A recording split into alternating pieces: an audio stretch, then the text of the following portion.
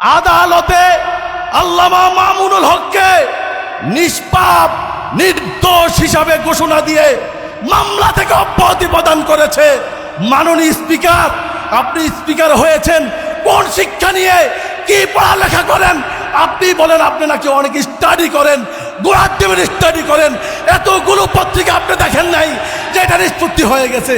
আপনার কাছে এটা বোধগম্য হয় নাই, নির্বোধের মতন কথা বলেন। যদি মনে করেন স্পষ্ট করেন আমিরে মজলিস উনি বলেন, তাহলে তো আমরা বলতে চাই এতিমের টাকা মেরে বেগম খালেদা জিয়া যেই অভিযুক্ত হয়েছিলেন সেটাও কি আমরা সত্য মনে করব?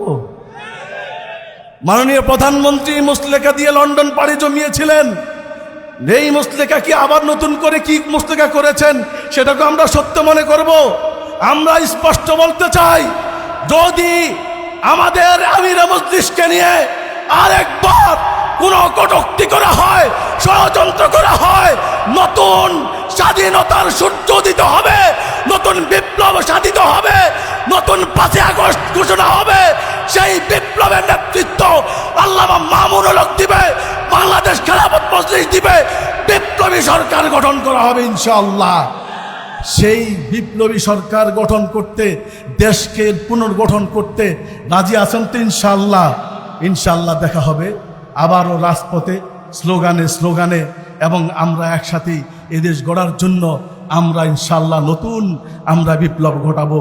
ওমা তৌফিক ইল্লা বিল্লাহ।